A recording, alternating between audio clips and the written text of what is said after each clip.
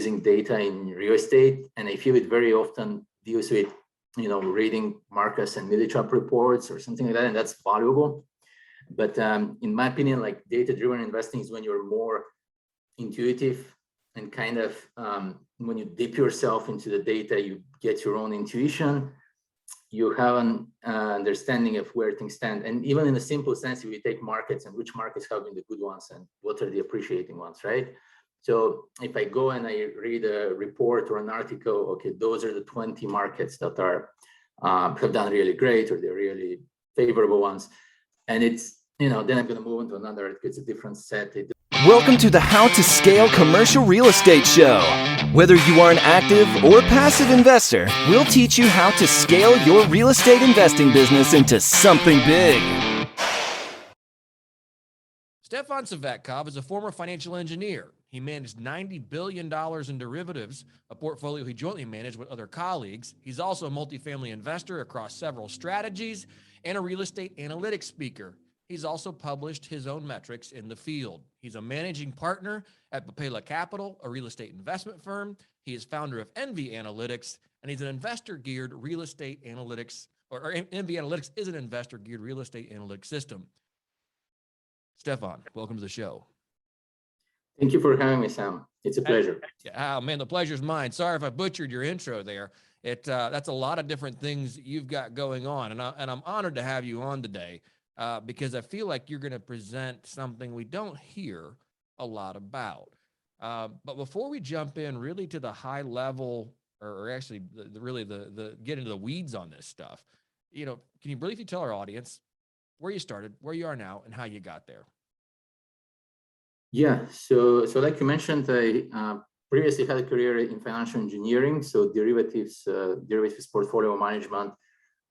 For an insurance company. So basically, I used to work in finance for about a decade. I started investing on the side, like I purchased a fourplex, moved into it. I kind of liked it, like a pretty typical kind of house hacking story at the time. And I started liking the real estate market for its inefficiencies, for kind of the capacity to profit in a way that you're not dependent on market movement, that is sort of more market neutral. So I started doing my own like private, I would say small multifamily investment and flips in the New York City area. So that's what I've been doing so far. Yeah. You are well known for really digging in deep on data. And using that data, coming from a financial engineering background, using that data to draw conclusions maybe that other people are missing. Can you walk us through that? That's what I want to spend the bulk of this conversation on is how you use data. I mean, just educate us on that front, because it seems like something that's widely missing in this field. Right. I mean, I think it's a topic that's quite discussed, but let's say my take on it, on if you call it data-driven investing, is so there's two topics that I focus on usually, and one is on the market side. I feel the need for downside predictors. Using market downside predictors is one thing I've been focusing on very much. So okay, you have an asset that real estate is a fundamental market. It's driven by fundamentals. It's driven by incomes and population changes, etc. So we can measure downside risk. So that's one thing I've been focusing on quite a bit on the market side. As far as on the property, on the investment side, and like picking properties, etc. So data-driven investing is what I've been doing myself in my own process. So that means pulling the whole set of on-market and off-market data, including, let's say, on-market listings. And in commercial, that's less valuable. In residential, it's more valuable. Depending on the case, and in commercial, like lots of off-market data as well, and having it kind of priced, underwritten end-to-end in an automated fashion, so that, okay, you can discover opportunities in the market, you can discover discrepancies in the market, you can kind of also price it not on a single strategy that you're at the point of time thinking about, but you can price it on maybe 10 different strategies and have them all output and ready for you. And that so that's something else. I hear a lot about kind of using data in real estate, and I feel it very often deals with, reading Marcus and Millichap reports or something like that, and that's valuable. But in my opinion, like data-driven investing is when you're more intuitive and kind of when you dip yourself into the data, you get your own intuition. You have an understanding of where things stand. And even in a simple sense, if you take markets and which markets have been the good ones and what are the appreciating ones, right? So if I go and I read a report or an article, okay, those are the 20 markets that are have done really great, or they're really favorable ones.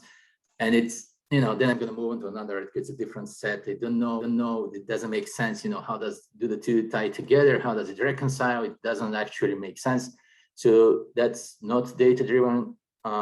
Data-driven would be more like, okay, you have the whole set of counties and states and maybe zip codes in the US. You know how they relate. Like you're able to see some patterns in it. You have like it involves more data points. And another thing is like often investment managers or like syndicators, like they pick their market. There are reasons for that. In real estate, you do need to be, it's very physical, it's a physical asset, it's location dependent, obviously. You also want to maybe be vertically integrated, etc. But the perspective where, okay, if you take a market and you kind of back reason, okay, I pick Charlotte, North Carolina, and this is the, let's say, and then these are the job growth and population growth, etc. And that's why it's a good market. That's kind of like a single data point mentality. So that's also what it's not.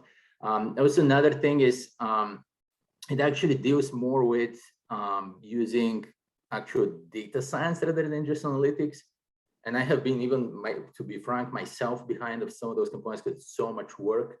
But there is I would say data-driven investing involves things like natural language processing and computer vision.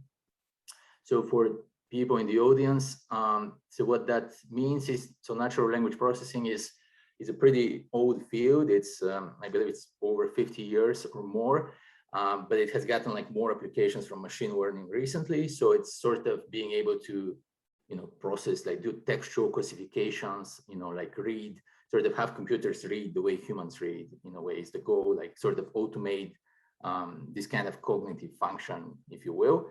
And then on the images side, I think that's where there can be a lot of breakthrough in the industry as far as data science is okay. And there has been already, is okay, what some companies are doing, being able to give condition scores to images. So if you're able to pull in all the data, including images for properties, they can be on market, maybe off market as well if it's available, and get this data underwritten, including like reading those images in a computerized automated fashion where you don't need to actually do it, at least in a preliminary analysis, you don't need to do it manually.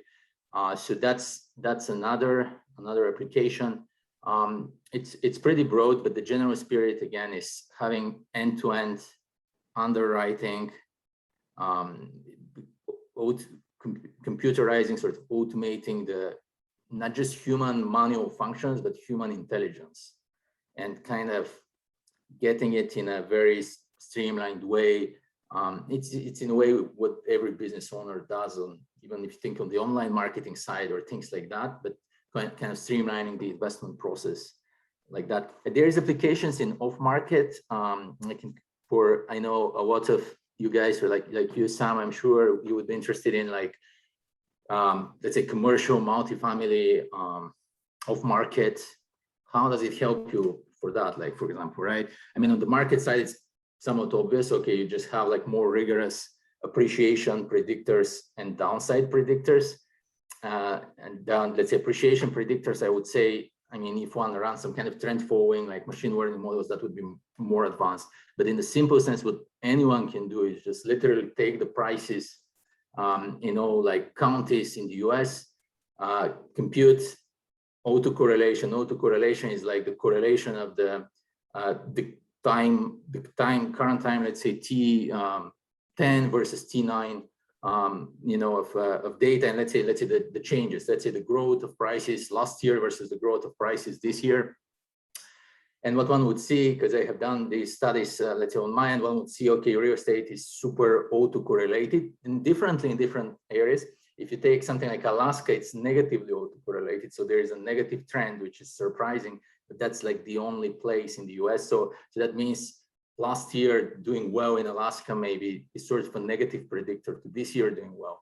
But in the majority of states in the US, it's very much the reverse. At the extreme being like the states of Massachusetts and Florida, for example, where autocorrelation is like 79 and 77% at the state level. So I feel like when people want to, for example, predict, they take their county, okay, how our price is going to do, and take different factors, population growth. Population growth in itself is not a huge predictor of prices, even on a retrospective basis. But even on the state level, population growth has like about 40% correlation to where, let's say, we know that people move to Florida and we know that people move to Texas, right? The two big ones, for example, right? And people in the industry, they're aware of that. But if you take like the whole set of states even, and again, those are not even markets, just like very high level discussion, right? For that end. But if you take a whole set of states and you take where the price appreciation was the biggest and correlate that to just population, and it's only 40%. So it's good, but once you add income, okay, that becomes better. But even purely not feeding those fundamental inputs to the prices, but just understanding, just taking momentum, just where historical prices are not a predictor of future prices, but not exactly in Florida and in Massachusetts, because they have been to an extent. And that is part of the, and that's called in finance, they call it weak form inefficiency. So weak form efficiency if historical prices were not a predictor. And then there have been studies. There was a study on Istanbul housing prices. Is one of the more famous studies that showed, in that particular study, showed real estate to be weak form inefficient. So there is a trend. There is a momentum element, and in U.S. real estate, that seems to be the case. I personally use it, like it's a very simple measure. I use it in my own for my own investment. If I let's say I'm kind of aware, okay, if I'm investing in Florida, that's probably the one of the best bets on appreciation purely. So that's kind of it. But then on the downside, and let's say for commercial, it's a little tricky for commercial multifamily, because then you have always the question, okay, the appraisal is different. You have the income-based appraisal. How does it correlate with like all the other prices? You don't have such perfect data for like the commercial, like how prices evolve, etc., even from CoStar. But it's not so easy to attain. It's easier to just look at, let's say, like FHFA, like single family or like small multifamily prices published. And but if you take like the perspective of downside risk, I think that's another element on the market side that there is a lot of value to to trusting that this is not exaggerating your or not understating your predictive power to an extent of thinking that real estate is something like technology stocks or something where you're not able to predict at all anything. And it's not the case. It's very, very different, specifically on the downside risk. So I did a study at the beginning of COVID that showed that, okay, I was trying to see what were the biggest predictors of the drops after 2007. So after 2007, there were different magnitudes of drops in different markets. And if we speak to just states for a high level discussion, the biggest drops were in California, the states of California, Arizona, Nevada, and Florida. So those states, they saw drops of like 40, 50%. And then in other states, like the state of North Dakota, for example, or by the way, the state of Texas, there were like less than 5% was the price drop. And so that was, and what drove that? So that's what I was trying to understand. And I was looking at, because at the time, at the beginning of COVID, there were like data published, there was data published in articles, for example, very good vendor on foreclosures. Some of you might know is like Atom or like Atom Data Solutions.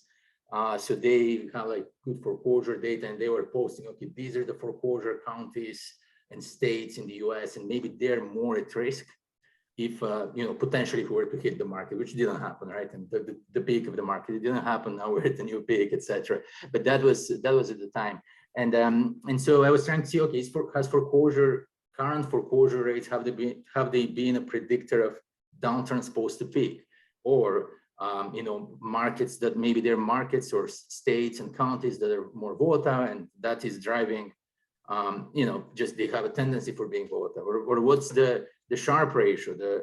In finance, Sharpe ratio is like risk-adjusted return, sort of risk-adjusted return of the different markets. Maybe they're markets that are inherently, not favorable in risk-adjusted terms, and they're the ones that are going to be hit badly in a downturn. Because that's what happens in the stock market, for example. In the stock market, right, that's why people invest in some more reputable kind of blue chip companies, and they're maybe not going to have as high returns as like a penny stock, call it, but like the volatility is less, and then once you hit a downturn, then you know which are the strong ones, and it's kind of like those ones get really wiped out, and like this kind of dynamic, which by the way is also very interesting to say that this dynamic is different in real estate. So that's showing another kind of fundamental difference, because if you take some of the poor states like West Virginia, just in terms of median household income, right? So they would be, they actually do not fare particularly, they rarely do bad in a recession as far as prices dropping. So that's actually already different, right? That's not, so they're not, it's not to say that, okay, let's say an assumption where you can think maybe they're kind of blue chip kind of states of California and Florida, or maybe New York in the past, or something like that. And maybe they're kind of, in risk-adjusted terms better, but that hasn't been the case. And anyways, yeah. So what I found at the time is what is the best simple predictor. One can add more to it, but the best simple predictor of downturn supposed to peak are affordability deviations. So that showed the affordability deviations. Affordability deviations. It's kind of obvious, may sound, but that is the best simple predictor of, that's what predicted the magnitudes of drops post 2007. So again, so that's price income ratio deviations. So I did a study. I picked the sort of historical price income ratios in the 50 states and this District of Columbia, and then the close to 3,000 counties where data was available, and let's say in those 3,000 counties, I took like a time lag, and I was testing what time lag seemed to be most most appropriate. And let's say I used like a very simple measure, 20-year time lag on price income ratio deviations. So they may trend up in some areas that experience a housing shortage. So let's say the price income ratio in San Francisco, maybe in the past is a ratio of 6 or something, right? And now it's about 20 or whatever. It's like high. When you say that, you're saying the price of the house to their annual income. To the annual income of the population that lives there. I believe I use median household income for that. And yeah, so they're just a very simple affordability kind of measure. And so shifts, sort of irrational shifts in affordability, they imply, okay, that's an overvalued market, because there are shifts in affordability that will happen for valid reasons. And when you take this kind of moving average, and deviation from that, you inherently reflect those rational changes as well. Because, okay, you take all the historical periods and they're building up and they're increasing, and you have, just because housing shortage is occurring, and let's say housing supply versus population changes. But then at some point, and that was before 2007, so between 2002 and 2005, or even more like 2003 to 2005, then at some point it like shifts way up and to a point that is irrational. And that's a fundamental asset. So that's the component one wants to capture. And so that was extremely predictive at the state level to 80, depending on data set, 84 to 87% correlation with the actual magnitudes of subsequent drops. So that's something I was like, wow, I was surprised, because like one doesn't hear it much, because it's always like, oh, nobody could have known what's going to happen. And of course, that's true. Nobody knows, because even if the markets in California Florida, Nevada, and Arizona were 40 to 50% overvalued, and they dropped by roughly a comparable percentage, because that's exactly what happened. You know, it doesn't mean it's going to happen. First, you don't know the timing. Second, this is okay because the correction scenario executed or happened at that time, a full correction. It could have been that the correction doesn't happen. It could be that, okay, they're 40 to 50% overvalued, but simply incomes catch up with, let's say you have like an income super growth is one scenario. Income catches up with prices at some point, or maybe just, okay, there's no full-blown correction, just the price growth reduces. It's sort of reduced price growth over the long run, and then they really slowly, gradually catch up. That's also possible. So it's not to say that this is some kind of, you know, like fortune-telling aspect. It's just to say that the amount of risk that you have on the downside is measurable at any point of time. So at any point of time, you can know or have an estimate of it. So, and of course, and let's say if we take it at the time of COVID or the current time, so it would be that if you're in the state of Florida, okay, you have at the current time, that is about 9%, let's call it fair, it's fairly valued between 0 and 10%, sort of 9% overvalued, because it's real estate in the US is still quite fairly valued. I mean, prices have been increasing very rapidly, and governmental agencies' data is pretty behind. So I don't know to what extent, you know, that's kind of changing, because it's, you know, it's kind of lagging like a couple of 2-3 quarters behind until you get all the income data on the governmental side. So, but let's say if you're in Florida, in this kind of framework, or at least the study that I do, and I kind of track it constantly, it's like 9% overvalued or fairly valued between 0 and 10. And then, you know, the state of Texas is like a 11%. And there's Idaho. Well, Idaho is the 25% is actually on the high end in that sense. It's also because, I mean, it's tricky to say. It doesn't mean it's going to correct like the fundamental. It's, yeah, I don't know. It's just like it has been enormous growth there. Maybe just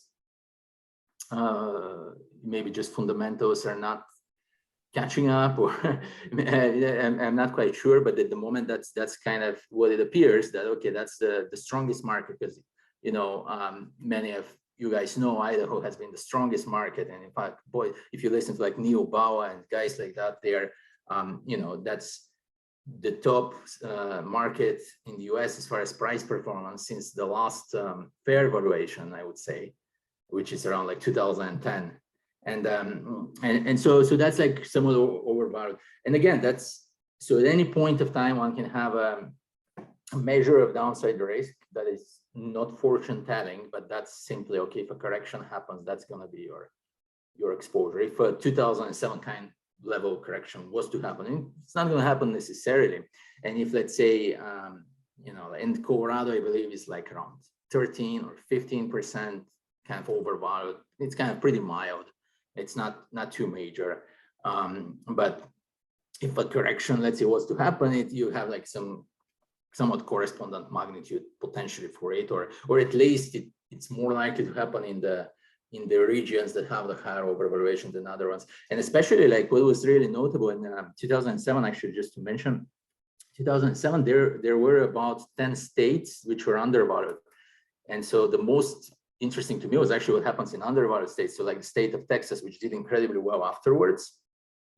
At the end, it's you know, the booming market, right? But even though it did incredibly well, it was 5% undervalued at the peak of 2007 compared to its income fundamentals.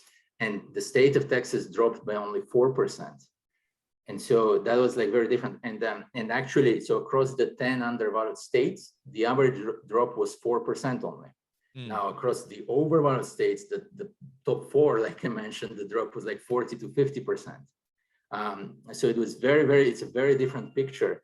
And so that's just a risk measure. It's a very simple one, but you know, that's something I've been kind of suggesting to investment managers to incorporate more, because I've been hearing a lot, you know, okay, we could not have known what's you know, like the kind of crash that happened back then, which I agree as far as the timing, or you don't know if it will necessarily happen, but it's not something that is, it was. There were people who knew that it's overvalued at the time who were running these simple metrics. So one was for example, Neil Bauer, he quotes, there's a vendor called Local Market Monitor. So Local Market Monitor, so the guy's name's Ingo Windsor in Massachusetts. So he was on TV on CNN 2005, 2006. So he was running like metrics on like different cities in California and Florida and other places. And he was saying, okay, they're dangerously overvalued. So that was something, that one could see. It was in the data. It was available to everybody. It's just, are you going to use it, or maybe one is going to think, okay, these things are hard to trust. It's hard to predict. It's like the stock market. It's like the Tesla stock or something. But I don't think so. So yes, this kind of thing. And and on commercial, commercial multifamily, as far as the investment side, one thing that I've been doing, because on my end, is I pull off-market data. So off-market data, like as some of you know, like people would purchase like feeds from Prospect Now, or what are the other ones, like Yardi, Matrix, I guess, or just like CoStar, or etc. Right? And then use those feeds and kind of you have like the off-market inventory, and then kind of maybe direct mail to them, right? So that's like the one approach. So what I've been doing is, what I think is kind of an improved version of that is, I think, unique. That I think has value add in the industry in this sense is, so I've been taking rental listings data that is available online, and it's a question, there's an ownership question there, and that's like for everybody to consult with their internet attorney. How are they going to do it? Whether they're going to be able to purchase that data from different vendors, or whether they can even like web scrape it, etc. But purely for the conceptual discussion, if one takes a resource like apartments.com, which is CoStar's, it's owned by CoStar, and that's like their rental listing platform. So that is much richer, in my opinion, than using a feed like Prospect Now, because in a feed like Prospect Now, you have the flat static data on all those buildings. You have who is like the owner name, the owner address, pretty much is the most important variables, and you kind of send direct mail to them. When using something like CoStar, okay, you're going to pull all the inventory as well with its static components. Okay, how many units are in the building, etc. But you would also use the rental listings data as predictors, or like as sort of preliminary income expense analysis on those buildings that you can do in a very scalable way for thousands and thousands of buildings and multiple markets. So that means if you take, for example, what happens again in the current, or like in the setting where one purchases, let's say, the inventory of buildings, then sends direct mail to them, then they come back to you with maybe they come back to you, you have a phone call, or they email you the income expense on that building, right? That's kind of, let's say, a process. Welcome to the How to Scale Commercial Real Estate Show. Whether you are an active or passive investor, we'll teach you how to scale your real estate investing business into something big.